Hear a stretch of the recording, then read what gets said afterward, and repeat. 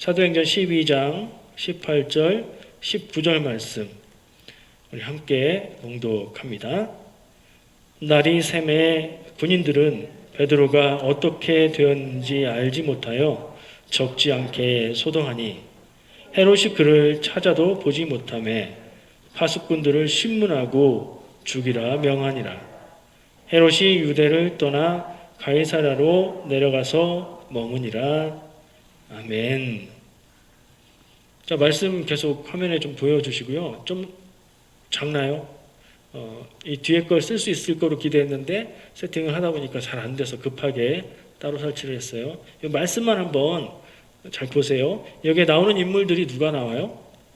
제일 먼저 군인들 나오죠. 그 다음에요 베드로가 나와요. 그리고 쭉 가면 또 누가 나와요? 헤롯이 나오죠. 파수꾼들은 뭐 군인들하고 같은 사람일 거고요. 지키는 사람들일 거고요. 파수꾼이라고 표현한 이유는 지키는 사람들이니까. 무슨 상황이냐면 베드로가 감옥에 갇혀 있었는데 없어진 거예요. 그러니까 이 지키는 사람들을 추궁할 수밖에 없는 거죠. 헤롯은 그 당시에 유대아 지역을, 그러니까 이 이스라엘 지역을 다스리는 분봉왕이라고 하는 권력자였어요. 파수꾼들을 신문하고 니들이 풀어줬니? 어떻게 된 거니? 제대로 지킨 거니? 한 다음에 너네가 책임을 다 하지 못했으니 너희들이 죽어야 되겠다고 그 사람들을 죽였다는 얘기예요. 그리고 헤롯은 유대를 떠나서 가이사랴 지역으로 가서 거기에 머물렀다. 이런 얘기입니다. 오늘 말씀의 배경은 이게 지금 요 짧은 상황만 나와 있으니까 베드로가 감옥에 있었는데 사라졌다. 이것만 알 수 있잖아요. 오늘 말씀의 배경을 간략하게 말씀드려 볼게요. 베드로가 감옥에 갇혔어요. 왜 갇혔냐면 헤롯이 베드로를 죽일 목적으로 잡아다 가두었습니다. 왜 헤롯은 베드로를 죽이려고 했냐면 먼저 야고보 사도를 죽였습니다. 성경 말씀에 쭉 앞뒤에 나와요. 야고보 사도를 죽였는데 그 이유는 또 뭐냐? 유대인들에게 환심을 사고자. 가만. 야고보도 베드로도 다 유대인이잖아요. 근데 여기서 뭐가 갈라지냐면 유대인들은 정통이라고 자청하는 하나님만 믿고 예수님을 그리스도로 고백하지 않는, 그리고 예수님을 죽였던 그 유대인들이라고 생각하면 되고요. 이 베드로는 유대인이지만 그리스도인이고 그리스도인들의 사도, 복음 전하는 사람이었잖아요. 그래서 그들을 이 유대인들과 그리스도인들이 대립하는 것을 알고 있었기 때문에 이 헤롯은 이 유대인들의 환심을 사려고 이 그리스도인들을 박해하고 있었던 거예요. 그러니까 이 헤롯이 야고보를 죽였더니 이 유대인들이 좋아했어요. 사도를 죽였더니, 그리스도교의 사도를 죽였더니 유대인들이 좋아했어요. 그래서 내친김에 베드로까지 죽이려고 잡아다 가둔 거예요. 그러니까 베드로는 가만히 있으면 어떻게 될 운명이에요? 죽게 될 운명이에요. 근데 그 밤에 천사가 나타나서 베드로를 깨우고 베드로에게 빨리 나오라고 하고 묶어놨던 그런 것들이 다 풀리고 밖에 나가게 되고 그 천사를 통해서 어떤 초월적인 상황에서 풀려나게 된 거죠. 그러나 가둔 사람들의 입장에서 보면 이게 지금 무슨 상황이에요? 탈옥한 거죠. 감옥에 갇혀 있다가 도망쳤으니까요. 그렇게 돼서 베드로가 예루살렘 교회에서 자기를 위해 기도하고 있는 사람들, 모여있는 사람들에게 가서 내가 무사히 나왔다 알리고 다른 곳으로 피합니다. 그러니까 정리하면 베드로가 갇혀서 처형당할 위기에 처했는데 천사가 베드로를 구해줬고 베드로는 몸을 피했다. 이 상황이 오늘 읽은 본문 말씀의 앞의 상황이에요. 그렇게 됐더니 다음날 베드로가 없어진 걸 알았을 거 아니에요. 다음날 헤롯이 난리가 났습니다. 왜냐하면 이 베드로까지 죽여서 유대인들의 환심을 많이 사야 되는데 그걸 못하게 된 거예요. 헤롯은 왜 유대인들의 환심을 사려고 할까요? 자기가 다스리고 있는 지역의 백성들에게 인기 있는 사람이 되려고, 그들을 위해서 일하려고 그런 게 아니에요. 헤롯은 아까 말씀드린 대로 분봉왕이에요. 독립된 나라의 주권을 가진 이스라엘 나라의 왕이 아니에요. 유다도 없고 이스라엘도 없어요. 이때는 다 망했어요. 멸망했잖아요, 옛날에. 그리고 로마의 치하에서 유대아 지역을 다스리는 분봉왕, 그러니까 유대인들의 입장의 왕이라는 사람이 하나 있고 로마에서 파견한 총독이 한 명 있어요. 그 당시에 누구죠? 예수님 죽을 당시에 로마 총독. 이 사람한테 가서 판결해달라고 했잖아요. 사도신경에 길이길이 이름이 나오는 빌라도. 이 사람들이 권력자인 거죠. 로마 측의 권력자는 빌라도, 이 유대아 지역의 현지 지도자로 인정 권력을 위임받은 사람은 헤롯. 이 사람 둘 다, 이 권력자들 둘 다 두려워하는 게 무엇이냐? 백성들이 반란을 일으키는 거예요. 로마에 대항해서 독립하겠다, 로마 물러가라 이렇게 반란을 일으키면 이 중간에 있는 관리 책임자, 권력자들은 무능함을 확인하는 것이고 쫓겨나게 되고 벌도 받게 될 수 있는 거죠. 그러니까 그들의 입장에선 제일 두려운 게 뭐예요? 백성들의 반란인 거예요. 그래서 민심을 자꾸 얻으려고 그들이 좋아하는 일들을 하는 거예요. 이 지금 상황의 헤롯은 여러분들 아실 것 같아서 간단하게만 얘기할게요. 헤롯 안티파스라는 헤롯이에요. 이 헤롯은 예수님이 죽으실 때 있었던 헤롯이고 예수님이 태어나실 때도 왕이 헤롯인데 그때 왕은 그 아버지예요. 헤롯 대왕이라고 부르는 사람이고 그 헤롯 대왕도 유대인들의 환심을 사려고 한 큰 일이 있어요. 성전을 증축하는 일을 했어요. 그래서 아마도 솔로몬 시대의 그 아름다웠던 성전보다 이 헤롯이 다시 증축한 성전이 더 크고 아름다웠을 거다라고 얘기를 해요. 그러니까 이 권력자들이 왜 유대인들의 편을 들고 유대인들이 좋아하는 기독교를 박해하는 일을 왜 했는지 우리가 상황을 아는 게 중요해서 말씀을 드렸어요.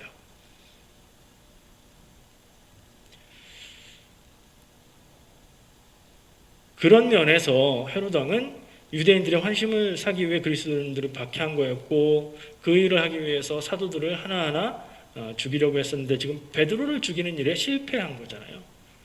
이 베드로도 죽여서 내가 더 인기를 얻어야 되는데 그걸 못하게 된 거예요. 그래서 너무나 분하고 화가 나서 그걸 누구한테 풀었어요? 베드로를 잘 지키고 있었어야 했던 경비병들을 처형시켜 버렸다. 저는 이 말씀을 읽으면서 마음이 불편해요. 베드로가 죽지 않고 풀려난 거는 괜찮은 것 같아요. 하나님의 예수 그리스도의 복음을 전하는 사도가 앞으로 할 일이 많은데 그때 죽어버리면 안 되잖아요. 좋은 사람 베드로가 풀려나고 살아난 건 좋은 것 같은데 그것 때문에 무슨 일이 일어났어요? 애꿎은 경비병들이 죽은 거죠. 그 사람들은 그 사람들 자체로도 생명의 존엄성이 있는 사람들이지만 어느 가정인가 아들일 것이고 아버지일 것이고 그럴 거잖아요. 그 사람들은 왜 죽었어요? 천사가 베드로를 탈옥시키는 바람에 죽었잖아요. 그게 마음이 편치 않더라고요. 여러분들은 어떠세요? 제가 그렇게 얘기하니까 그런 것 같기도 하죠. 좀 더 생각해 보니까 그 사람들이 왜 죽었을까? 베드로가 사라져서 베드로가 탈옥해서 그 책임으로 그것도 맞지만 또 다른 면이 있어요. 애초에 베드로는 왜 잡혀 있었어요? 헤롯이 베드로를 죽이려고 잡아놓은 거죠. 베드로가 사형당할 만한 법을 어기거나 범죄를 저질렀나요? 아니에요. 무죄한 베드로를 죽이고자 했던 헤롯의 죄죠. 거기에서 일이 다 생긴 거예요. 그리고 베드로가 없어져도 굳이 자기의 하수인들인 자기의 군인들을 사형시킬 것까지 있나요? 헤롯의 잔인함 때문이에요. 물론 직접적인 원인은 베드로가 사라진 것이 원인일 수 있지만 그것만 볼 것이 아니라 왜 그렇게 일을 해가는 그 주체가 누군가 보면 다 헤롯이 만든 일이에요.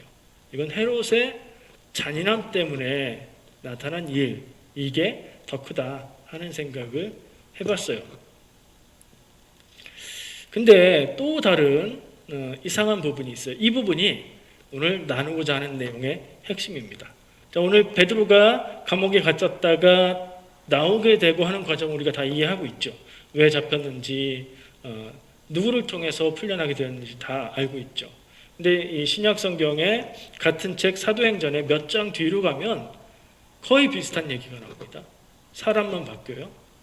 누가 감옥에 갇혔다가 풀려나는 일이 있죠? 두 명이. 이거 굉장히 유명한 사건인데 바울과 실라가 전도하다가 붙잡혀가서 감옥에 갇혀 있다가 천사가 그들을 풀어주는 그런 일이 있죠. 거의 같아요. 베드로나 바울이나 실라나 지금 사도로서 복음 전하는 역할을 하다가 그 일 때문에 붙잡혀서 갇혀 있는 게 같아요. 그리고 주의 천사가 나타나서 그들을 풀어주는 것도 같아요. 근데 그 일은 어떻게 진행돼요? 달라요. 베드로의 경우하고 달라요. 천사가 그들을 이렇게 묶였던 것을 풀어주었다. 그리고 간수가 나와서 이들이 어디 갔는지 문이 열리고 한 것을 보고 깜짝 놀라서 막 찾다가 절망합니다. 이제 나는 죽었구나. 왜요? 이전에도 베드로 붙잡았다가 놓쳤다가 죽은 예가 분명히 있잖아요. 그런 분위기란 말이에요. 나는 죽었구나 하고 스스로 자살을 하려고 합니다. 그때 바울이 나서서 우리가 도망가지 않고 여기 있으니 죽지 말라. 바울은 안 도망갔어요. 바울은 거기에 있었어요. 풀려났을 뿐 도망가지 않고 거기 있었어요. 그죠? 달라요. 여기서부터 얘기가 달라집니다. 그리고 얘기가 어떻게 전개되죠? 그냥 그러고 끝난 게 아니에요. 그냥 그 간수들이 안 죽고 그게 아니에요. 바울은 그 간수가 질문하는 말에 대답합니다. 간수가 어떻게 해야 구원을 받습니까? 이건 분명히 하나님이 행하신 놀라운 일, 신적인 일인데 그럼에도 불구하고 도망가지 않고 있는 이 사람을 보면서 간수는 그런 굉장히 중요한 질문을 한 거예요. 어떻게 해야 구원받습니까? 제가 뭘 어떻게 해야 됩니까? 라고 물었을 때 뭐라고 얘기하죠? 주 예수를 믿으라. 그리하면 너와 내 집이 구원을 얻으리라. 그래서 그 집으로 갑니다. 감옥에 갇혀 있다가 풀려났지만 도망가지 않았던 그 바울과 실라가 그 간수와 함께 간수의 집으로 가는 거예요. 그래서 거기 가서 말씀을 전하고 복음을 전하고 그들에게 세례를 주고 그들에게 성령이 임하는 일이 일어납니다. 다 알고 계시죠? 근데 좀 전에 얘기한 오늘 본문 말씀으로 읽은 베드로의 경우와 초반은 비슷하게 진행되는데 뒤에는 너무 달라요. 그렇죠? 베드로가 도망간 게 아니라 천사가 밖에까지 데리고 갔어요, 베드로를. 그죠? 근데 바울은 풀려났음에도 불구하고 도망가지 않았고 그 자리를 지키고 있었고 간수를 죽지 않게 살렸고 복음 전하기까지 해서 그와 그 가족들을 전도했고 다음날 어떻게 됐는지 아세요? 다음날 풀려납니다. 너무 다른 얘기죠. 상황이 같은데 너무 다른 얘기예요. 전 이걸 읽으면서 얘기가 두 개를 같이 읽은 건 아니에요. 베드로에 대한 이 말씀을 읽고 생각하는데 이 이야기가 떠오른 거예요. 비슷한데 왜 이렇게 다를까? 그것도 주님의 천사가 그들을 그렇게 인도했으니 이건 하나님이 하신 일, 주님이 하신 일인데 왜 이렇게 다르게 인도하실까? 오늘 말씀의 제목을 제가 그때그때 달라요 이렇게 했어요. 이게 어디서 들어봤더라 하시는 분들이 되게 옛날 거라 네, 그런 유명한 유행어가 있었어요. 그때그때 달라요. 왜 이렇게 다르죠? 베드로의 상황과 바울의 상황이 같은 것 같은데 뭐 이렇게 달라요? 그냥 그때그때 다르게 하나님 마음대로 하시는 건가요? 일관성 없으신 하나님, 질서 없으신 하나님인가요? 근데 같은 면만 보니까 같아 보이죠? 생각해봤죠. 왜 그럴까? 질문을 갖고 생각하고 고민하는 끝에 왜 비슷한 상황 같아 보이는데 이렇게 다르게 인도하실까? 근데 같은 것만 같이 다른 건 달라요. 제일 큰 차이가 뭐냐면 베드로는 죽을 상황이었어요. 거기 가만히 있으면. 그렇죠? 근데 바울은 거기 가만히 있어도 풀려날 상황이었어요. 바울이 풀려날 수 있었던 이유 중에 가장 핵심적인 것은 바울이 로마 시민권자였다는 사실이었어요. 그걸 딱 알리니까 이 가둔 사람들이 깜짝 놀라가지고 쫄아서 풀어줘라 그랬더니 바울이 또 거기서 막 배짱을 부립니다. 아니 아무 죄도 없는 로마 시민을 붙잡아 놓고 그냥 말로만 풀어줘라? 그 사람들 오라 그래. 와서 사과하고 풀어주라 그래. 해서 그 사람들이 와가지고 사과하고 풀어줬다니까요. 상황이 이렇게 다르게 진행됐어요. 바울은 로마 시민권자이기 때문에 그리고 그 붙들렸던 상황이 죽이려는 목적을 가지고 있었던 게 아니기 때문에 헤롯 같은 권력자가 베드로를 붙잡아 가뒀던 이유는 죽이기 위해서 가둬놨던 것일 뿐인데 바울은 그냥 누군가의 모함을 당해서 오해를 통해서 갇혀 있었던 거예요. 풀려날 상황이었어요. 그러니까 전개되는 상황이 다른 거죠. 납득이 되세요? 저는 그런 생각을 하다 보니까 말이 되는 것 같아요. 하나님이 일하시는 데 있어서 어떤 땐 이렇게 하고 어떤 땐 저렇게 하고 상황 따라서 기분 따라서 내키는 대로 하시는 분이 아니라 하나님은 하나님의 일을 이루어 가시는 데 있어서 상황이 하나님의 계획하신 바에 맞게 부합되도록 상황 따라 인도하신다. 베드로를 그렇게 인도하셨어요. 죄 없는 죽음, 희생이 생길 수도 있지만 하나님의 계획과 일의 상황이 그랬어요.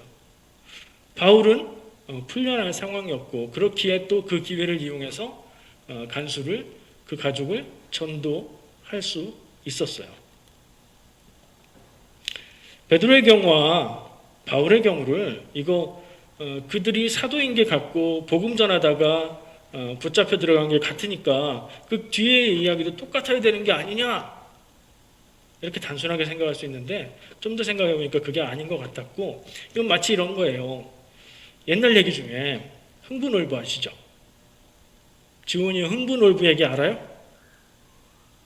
잘 모르는 것 같아요. 얘기해 주세요. 되게 재밌어. 흥부가 다친 제비의 다리를 고쳐주고 뭘 얻어요? 그 박씨를 물어다줘가지고 그걸 따니까 거기서 막 금은부 아들이 나왔잖아요. 그 얘기를 듣고 형 놀부가 어떻게 해요? 자기도 제비 다리를 다리 부러진 제비가 없네? 제비를 잡아서 다리를 딱 부러뜨려서 고쳐주고 보내잖아요. 그 제비도 박씨를 물고 왔는데 그 박씨를 키워서 그걸 탔더니 거기서 금은부가 안 나오고 뭐가 나와서 어려웠다. 이런 얘기가 있어요. 이 놀부가 기대했던 거하고 똑같은 거 아닌가? 상황만 같으면 답이 같을 거라고 생각하는. 또 혹부리 영감 얘기하세요? 혹부리 영감. 여기 혹이 달려있는 영감이 밤에 산에 갔다가 빈 집이 있어서 내려와야 되는데 못 내려오고 산에서 밤을 지새워야 되는데 빈 집에 들어갔대요. 들어갔는데 막 시끄러워서 보니까 도깨비들이 그 집에 왔대잖아요. 근데 도깨비들이 막 노래 부르고 신나게 하다 보니까 이 영감님이 긴장이 풀려가지고 거기서 같이 노래를 불렀대요. 숨어 있다가 노래 소리가 굉장히 좋은 목소리로 노래를 잘하니까 도깨비가 불러가지고 왜 이렇게 노래를 잘하냐? 영감님이 당황했는지 제가 이 혹에서 좋은 목소리가 납니다. 그래가지고 도깨비들이 그럼 그 혹 놔주고 내가 보물을 줄 테니까 가져가고 나한테 팔아. 그래서 혹을 도깨비가 가져가고 보물을 줬다는 거 아니에요. 근데 마을에 내려갔는데 그 마을에 또 혹이 달린 할아버지가 또 있는데 이 사람은 욕심쟁이에요. 그 얘기를 듣고 나서 나도 가야지. 나도 똑같이 보물을 얻어야지. 가가지고 똑같이 했는데 도깨비들이 야, 우리가 2번 속냐? 그러면서 혹을 먼저 떼갔던 혹까지 붙여줘서 혹만 2개 달고 내려왔다. 이런 얘기 있잖아요. 상황이 같다고 똑같이 진행될 거라고 생각하는 것은 그런 것과 비슷한가 하는 생각이 저한테 들었어요. 여러분들 어떻게 생각하십니까? 저 사람도 이렇고 내가 저 사람보다 못한 게 뭐야? 저 사람은 저렇게 되는데 나는 왜 이렇게 돼? 이런 생각할 때 없으세요? 이제 얘기를 그쪽으로 좀 가져가 보려고 해요. 우리의 삶에 적용을 해보려고요.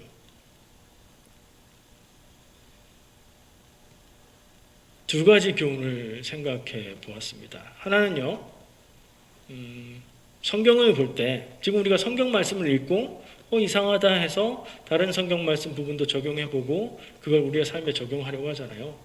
성경을 볼 때 주의해야 할 점이에요.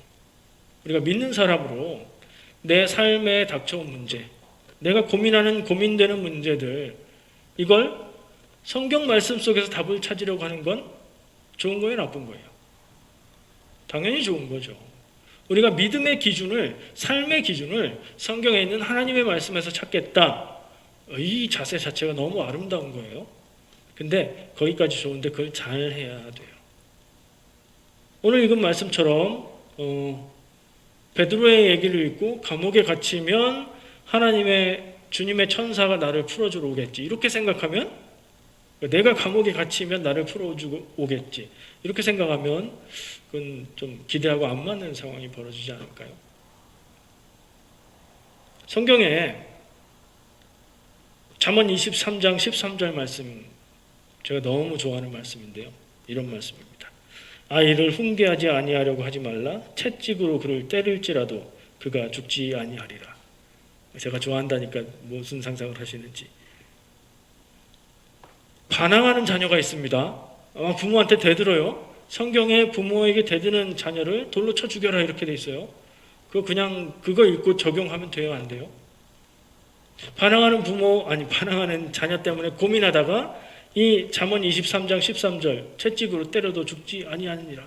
이걸 보고 채찍을 어디서 구해와가지고 자녀를 때리면 돼요, 안 돼요? 그런 적용은 좀 무리한 적용이죠. 또 예를 들어볼게요. 예수님이 많은 사람들이 찾아왔어요. 말씀을 듣기 위해서도 찾아왔고, 병든 사람들도 고치러 찾아왔고, 귀신 들린 사람들도 찾아왔어요. 성경 말씀에 보니까 귀신 들린 사람이 귀신 들려서 벙어리고 귀도 못 듣고 막 이렇게 된 사람이 예수님한테 나와서 예수님이 그 귀신을 쫓아주니까 병이 나았다. 우리 주변에 있는 장애인들, 내가 아는 누구, 우리 집에 누구 아프고 병 들었을 때 이건 귀신 들린 거야. 병원 가는 게 아니라 기도해야 돼. 기도원 가서 기도하고 집에서 기도하고 그래도 낫지 않으면 안수 안찰한다고 하죠. 막 기도하면서 때리는 거. 그거 해서 이거 쫓아내고 고쳐야 돼. 이렇게 적용해 버리면 무리가 있다는 거예요. 아까 얘기한 대로 삶의 문제의 답을 성경에서 찾고자 하는 노력은 완전히 좋은 거지만 그 적용을 해석을 잘못하고 적용을 잘못하면 성경에서 나온 답이라도 잘못된 답일 수 있다. 이거 굉장히 주의할 점이다. 이 얘기를 말씀드리려고요. 성경에서 답을 찾지 마라. 이거 절대 아닙니다. 성경에서 답을 찾아야 합니다. 근데 구체적인 상황에서 뭐가 조금 맞는다고 그걸 갖다가 바로 적용하는 건 안 된다는 거예요. 어떻게 적용해야 하냐면 어떤 말씀을 읽어보고 그 상황을 바르게 이해하고 그 상황과 하나님의 말씀 속에 담겨있는 하나님의 뜻과 원리를 알아야 돼요. 그리고 그걸 통해서 내 상황에 적용을 해봐야 돼요. 이걸 직접 이렇게 적용해도 되는지 안 되는지도 판단해봐야 되고, 잠언 23장 13절 말씀을 읽고 참고하는 건 좋아요. 근데 또 다른 에베소서 6장 1절 4절 말씀을 보면 자녀들아 주 안에서 너희 부모에게 순종하라. 이것이 옳으니라. 내 아버지와 어머니를 공경하라. 이것은 약속이 있는 첫 계명이니 이로써 네가 잘되고 땅에서 장수하리라. 이런 말씀도 성경에 있어요. 성경에 있는 어떤 말씀 한 개만 가지고 그 중에 일부가 일치한다고 그냥 갖다가 적용하는 건 무리가 있다. 성경 전체의 내용과 뜻을 살펴볼 필요가 있고 그 말씀들 속에 담겨있는 하나님의 마음과 뜻을 알고 적용해야 된다. 이게 첫 번째 나누고 싶은 교훈입니다. 여러분들 삶에 문제가 생기고 고민이 생기고 이거 어떻게 해야 되지? 답을 성경에서 찾으세요. 그러나 직접 적용하시지 말고 거기에 적용될 수 있는 많은 경우들을 찾아보시고 묵상하시고 그래서 정말 하나님이 원하시는 답을 찾으셔야 돼요. 자, 두 번째, 이게 사실은 정말로 말씀드리고 싶은 거예요. 어떤 내용인지 말씀드리기 전에 제 경험을 하나 나누고 싶어요. 저의 고백이기도 해요. 좀 부끄러웠던 모습이기도 한데 그래도 나중에는 좀 달라지니까. 제가 신학대학을 졸업하고 대학원을 다닐 때예요. 감리교회는 목회자들이 신학대학 학부 4년을 졸업하고 대학원까지 졸업을 해야 목사 안수를 받을 수 있어요. 무슨 얘기냐면 학부 4년 졸업만 하고 목회를 할 수는 있는데 전도사의 연금만 진급이 되지 목사 안수는 대학원 졸업을 해야 받을 수 있다는 거예요. 제가 대학원 다닐 때 얘기예요. 제가 아는 신학대학을 다니는 사람 중에 저는 서울에 있는 감리교 신학대학을 다녔고 그 학교에 대학원을 다니고 있었고 제 동생, 2살 밑에 동생이 있는데 제 동생의 친구도 감리교 신학을 했어요. 근데 그 친구는 대전에 있는 학교를 다녔고 학부 졸업은 했고 대학원을 마치지 않았어요. 소식이 들려온 거예요. 제 동생의 친구인 그 전도사님이 어느 지역의 어떤 교회에 담임 전도사님으로 나갔다더라. 그때 상황이 어땠냐면 옛날에는 신학대학만 나오면 목회자가 부족해서 목사님으로 막 모셔가고 그랬는데 요즘 아시잖아요. 이 신학대학 졸업생들이 너무 많아요. 교회 목회할 수 있는 교회와 그 채워져야 되는 자리에 비해서 졸업생들이 너무 많은 거예요. 그럼 어떤 일이 벌어져요? 신학대학 졸업하고 대학원까지 나오긴 했는데 목회지가 없는 거예요. 자리가 없는 거예요. 그때 2000년대 초반이라 그런 상황이 시작될 때였어요. 연회에서도 어디를 누굴 보내줄 수 없고 지방회에서도 누굴 어디로 보내줄 수 없어요. 그런 상황인데 아니 저한테 2년이나 후배인 그 전도사님이 그때는 그 녀석이 막 이런 마음이 들었어요. 왜요? 제 마음에 뿔이 났어요. 나는 어떤 목회 사역을 해야 될까? 물론 하나님이 가라고 하시면 어디든지 가겠습니다.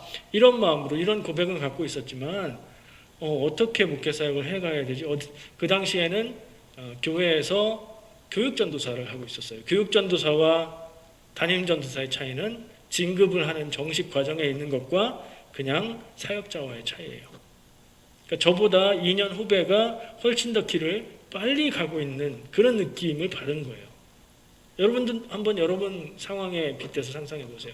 분명히 나와 잘 알고 나보다 늦은 사람인데 나보다 빨리 길을 간다고 생각해 보면 좀 불안하고 그런 마음이 들지 않을까요? 저한테 첫 번째 들었던 마음은 부럽다. 나도 목회지가 있어서 담임 목사로 가면, 담임 전도사로 가면 얼마나 좋을까. 야, 되게 부럽다. 두 번째 들었던 마음은 이게 정당한 일인가? 내가 선배인데, 내가 먼저 나이도 많고 먼저 공부했는데 뭐 이런 일이 다 있는가? 하나님이 인도하셨을 텐데 하나님 왜 이렇게 하시는가? 그러면서 제 마음에 심통이 났습니다. 마음이 좋지 않은 거죠. 며칠을 그러니까 누구한테 말을 하지 않았지만 며칠간 제 마음에 그런 고민이 저를 붙잡고 있었어요. 근데 기도하면서 그래도 그 마음들이 풀려 가더라고요. 그때 깨달은 게 있습니다. 같은 처지에 있는 사람 비교해봐야 내 마음만 상하더라. 무슨 얘기인지 아시죠? 우리는 다른 사람과 나의 처지를 비교합니다. 자연스럽게 그렇게 해요. 같은 처지에 있는 사람을 비교하죠. 같은 상황, 비슷한 일을 하거나 비슷한 직종에 있거나 뭐 같이 뭐 했던 동기라거나 이런 사람들하고 비교합니다. 근데 나는 안 되고 그 사람은 되면 아니 내가 저 사람보다 못한 게 뭐가 있어. 내가 더 먼저 돼야 되는 거 아니야? 이거 부당한 거 아니야? 하는 마음이 자연스레 듭니다. 저도 그런 자연스러운 마음이 들었던 거고 다행히도 기도하면서 그 마음을 극복한 거죠. 그 이후로 다짐했습니다. 다시는 목회 사역을 바라보면서 누군가의 처지와 내 상황을 비교하지 않겠다. 지금까지는 안 하고 있습니다. 앞으로도 안 했으면 좋겠어요.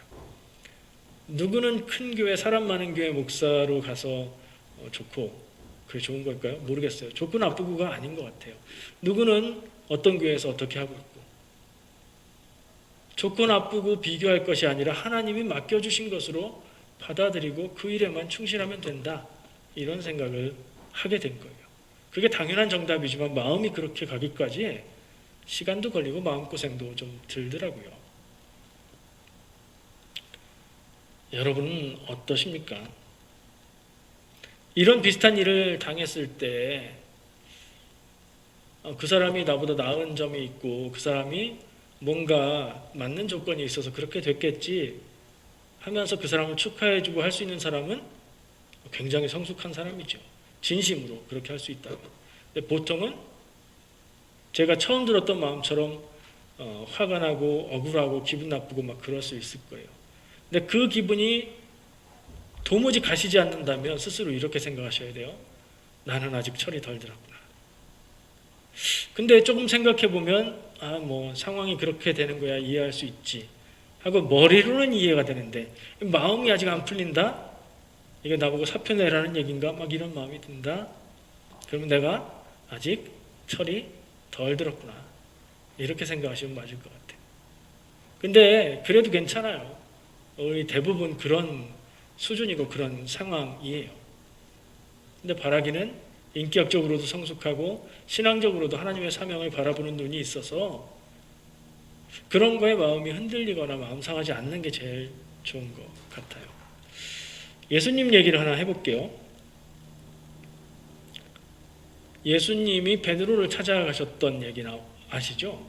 예수님이 죽으셨다 부활하신 후에 제자들에게 막 보이시고 그랬는데 베드로가 갑자기 나는 고기 잡으러 가겠다 그래요. 그랬더니 제자들 중에 몇 명이 따라 나섰어요. 그래서 가서 밤새 고기를 잡아요. 근데 하나도 못 잡아요. 예수님이 부활하신 예수님이 그 사람들을 찾아오셨어요. 오셔서 아침 먹을 것을 준비해 놓으시고 이리 와서 아침을 먹어라 하고 부르세요. 제자들이 예수님이 차려주신 아침을 먹습니다. 음식을 먹습니다.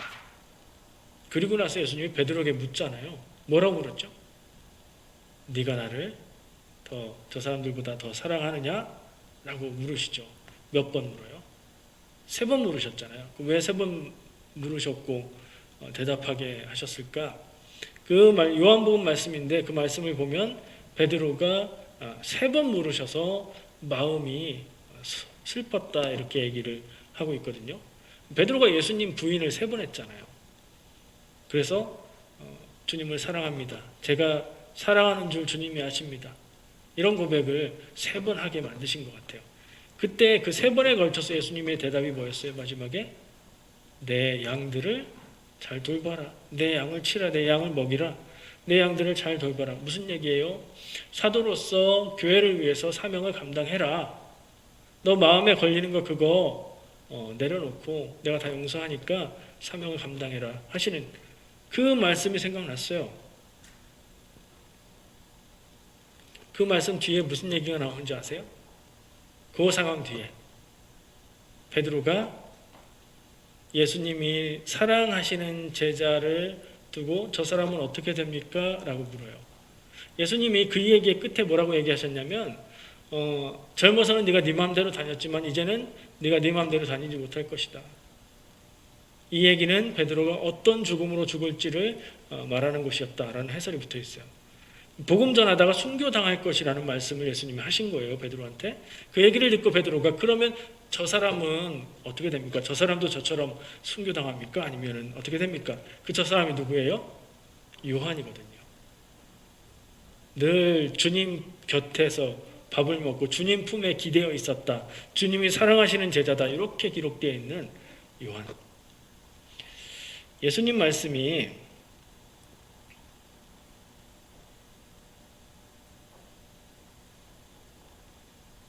제가 메모를 안 해놨네요.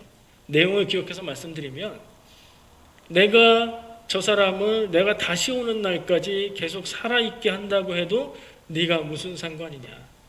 너는 사명을 다해라 라고 말씀을 하세요.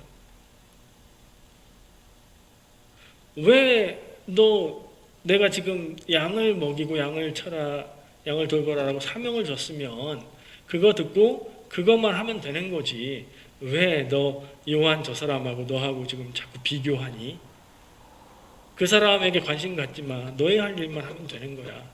라고 말씀하시는 거죠. 사명이야말로 그 사명을 주신 주인과 사명을 감당할 사람과의 1대1의 얘기인 거죠. 주인이 종한테 너는 이거 해, 다른 종한테 너는 저거 해. 근데 이 종이 이 종의 일을 보면서 저 일이 나보다 쉬운 것 같고 더 재밌는 것 같은데 주인님 왜 저 종한테만 저런 일 시키고 저한테는 이런 일을 시킵니까? 이럴 수 없는 거잖아요. 그게 적절하지도 않은 거잖아요. 주님이 사명 맡겨주셨을 때 그 사명을 듣고 그걸 어떻게 감당할까, 나는 어떻게 할까 생각하고 그걸 하면 되는 거지. 근데요, 주님 궁금한 게 있는데 쟤는 어떻게 돼요? 이게 정말 베드로가 지금 어떤 상황인데요. 많은 일들을 겪고 예수님이 다시 사명 주시는 일을 받아들이고 그러는 상황인데도 베드로가 지금 그러고 있어요. 사람의 마음이 다 똑같다.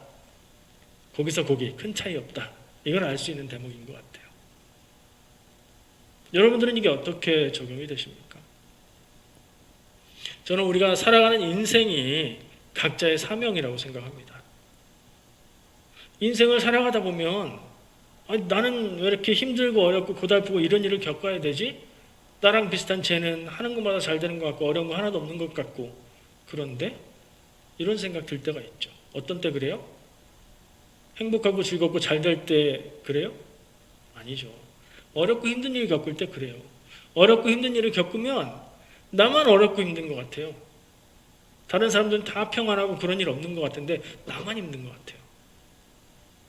근데 그걸 뒤집어서 다시 생각해 볼 수 있는 사람은요, 그 사람이 괴롭고 힘들고 어려웠을 때 나는 관심 없었고 무관심했고 그 사람 위로 한마디 하지 않았다는 것을 기억할 수 있을 거예요. 그리고 그걸 돌아보고 내가 상황이 나아지면 난 좀 달라져야 되겠다 생각할 수 있으면 성숙해지는 거죠. 그 생각 전혀 안 하고 아니 하나님 뭡니까? 왜 나만 이런 어려움과 아픔과 고통을 당해야 됩니까?에 머물러 있으면 인생이 앞으로 살아가긴 하는데 저는 사는 만큼 마이너스 인생을 살아가는 것 같아요. 똑같은 상황에서 플러스 방향으로 바라보고 살아갈 수 있다면 사는 만큼 플러스가 되는 것인 것 같고요. 많은 얘기를 했는데 한마디로 정리하면 뭐 같아요? 다른 사람 바라보고 비교하지 말자는 거예요. 특히 내가 어렵고 힘들고 괴로울 때 다른 사람의 처지를 보면서 주님 저 사람은 왜 저렇고 나는 왜 이렇습니까? 그럴 필요가 없다는 거예요. 우리의 삶의 모든 일들이 하나님이 주신 일이라는 것을 믿으십니까? 믿기 어렵지만 그게 온전한 믿음입니다. 좋은 것 나에게 주셨다. 감사하고 믿을 수 있죠. 힘들고 어려운 것 나에게 주셨다. 그런 하나님이 어디 있어? 다 하나님이 주신 거예요. 그렇게 믿고 고백하는 것의 의미는 뭐냐? 힘들고 어려운 것도 하나님이 주신 선한 것으로 인정하고 받아들이는 거예요. 그런 생각까지 해보는 겁니다. 다른 사람하고 비교하고 나는 안 좋고 쟨 좋아 슬퍼하고 속상해하고 마음 상해하는 인생이 아니라 하나님이 주신 거야. 이 일이 하나님의 뜻대로 선한 길로 되어져 갈 거야. 그 마음으로 기다릴 수 있고 견딜 수 있고 감사할 수 있는 그런 마음, 그런 삶의 태도, 그게 우리에게 있으면 좋겠다. 그런 생각을 해보았습니다. 나는 내게 주신 인생을 하나님 앞에서 사명을 따라 사는데 최선을 다해 살면 그것으로 내 인생은 만점인 겁니다. 다른 사람과 비교하지 말아야 될 이유는 문제 자체가 다른 거예요. 다른 사람한테는 다른 문제, 나한테는 또 다른 문제를 주신 거예요. 내가 최선을 다해서 살아가는 그 삶이 하나님이 나에게 주신 사명이고 그게 100점짜리 인생인 거예요. 그러니 비교해보고 속상해하고 슬퍼할 필요는 없죠. 어렵고 힘든 일은 괴로울 수 있습니다. 그때는 기도하여서 위로받고 힘을 얻고 능력을 얻고 견딜 수 있으면 되는 거예요. 인생의 사명과 삶의 처지를 생각할 때 주님만 바라보고 다른 사람들 바라볼 때는 있어요. 그러니까 내가 어려울 때 비교하면서 다른 사람을 볼 게 아니라 그때는 다른 사람 보지 말고 하나님만 바라보고 나는 괜찮은데 다른 사람들이 힘들고 어렵고 괴롭고 누군가의 위로와 기도가 필요할 때는 그때는 그 사람들 바라보는 거예요. 바라보면서 기도해주고 위로해주고 힘낼 수 있도록 격려하고 돕고 그렇게 살아가면 좋겠다는 생각이 들어요. 손해 아닌가? 손해일까요? 내가 힘들 때는 주님만 바라보고 남이 힘들 때는 내가 도와주는 게 손해일까요? 전 손해라고 생각하지 않습니다. 하나님 앞에 온전한 삶을 사는 것일 거고 그 길이 우리 인생의 믿음에 있어서나 인격에 있어서나 삶의 열매에 있어서 플러스로 남게 되는 그런 삶의 길이라고 생각합니다. 그렇게 사시기를 축복합니다. 기도하겠습니다. 하나님 감사합니다. 오늘도 우리가 살아가는데 어려운 일들도 괴로운 일들도 나의 마음을 복잡하게 하는 일들도 만납니다.